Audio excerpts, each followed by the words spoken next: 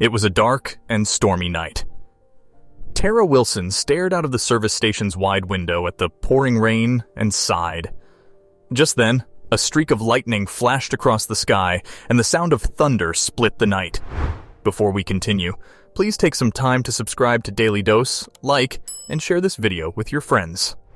Night duty at a gas station wasn't exactly the exciting job Tara had been dreaming of when she went to journalism school. But unfortunately, she'd had to leave college to support her ailing mother. What Tara didn't know was that the dreary night was about to become a lot more exciting. Even as Tara thought about her life, a frail figure was stumbling towards her in the dark, almost bent double against the force of the wind and the driving train. Tara was almost asleep when a gasping voice interrupted her reverie. "Please, oh please."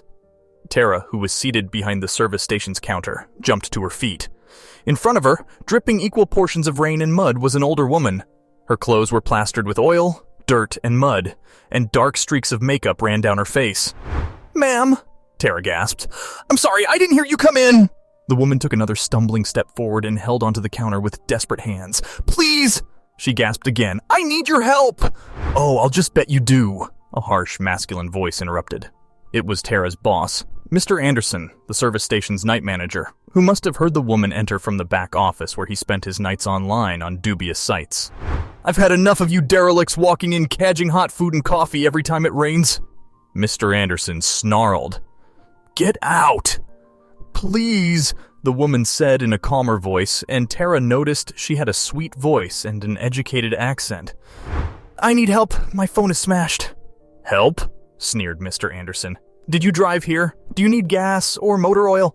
Do you have money or a credit card?" "No," the woman said. "You don't understand."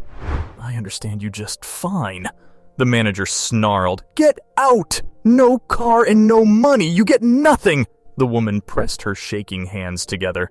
"My husband and I had a car accident. He's lying unconscious on the road. All I ask is that you make a phone call." Tara made up her mind and stepped forward. "Ma'am, I'll call 911 for you," she said. She picked up the receiver of the service station's landline and dialed. She frowned and picked up her cell phone, then shook her head. "I'm sorry," she told the woman, "but the storm probably took down the phone lines in the cell tower. Where did you crash?" The woman's lips were trembling. "My poor John, oh my poor John." Tara came around the counter and put her arm around the woman's sopping wet shoulders. "Come on, ma'am. I'll drive you to him. We'll take him to the hospital."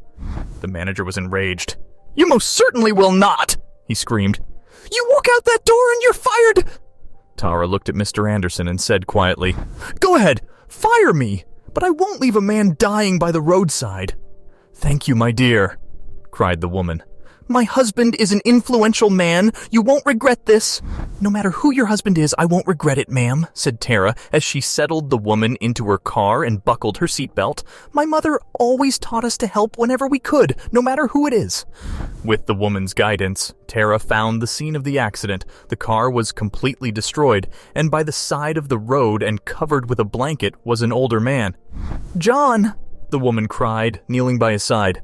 "I'm here, darling. I found help." The man opened his eyes and tried to speak, but he was obviously too weak. Tara and the woman managed to get him into her car's back seat, and they drove to the hospital through the pouring rain. As soon as the hospital staff had the man in hand, Tara asked them to take a look at the woman, too, who was shivering from shock and exhaustion. Then she allowed herself to sink into one of the waiting room chairs. A while later, a tall young doctor came over and asked if she had been the one who'd brought the older couple over. "Yes," Tara said. "Are they all right?" "Thanks to you," said the doctor with a smile. "Mrs. Smythe told me what you did. Her husband had internal bleeding and another half an hour would have been too late. We're also treating Mrs. Smythe for shock and hypothermia." "Mrs. Smythe, that's the lady's name?" asked Tara. "And they are going to be all right?" "Yes, you saved their lives," said the doctor, casting Tara an admiring look. "You're a hero." "No," said Tara. "Mrs. Smythe is the hero. She walked 5 miles in the rain to get help for her husband, and she never gave up." As it turned out, Mr. Smythe was the owner of the local TV station, and his news team told the story of how Tara lost her job to save 2 lives. Mr. Anderson was mentioned by name, and his boss fired him for casting the company in a bad light. When Mr. Smythe discovered that Tara was a semester away from her journalism major, he hired her as a junior reporter. She was earning a lot more than she had at the service station and doing what she loved. Rumor has it that Tara has been dating a handsome young doctor she met in an emergency room one dark and stormy night, and he might be on the verge of popping the question.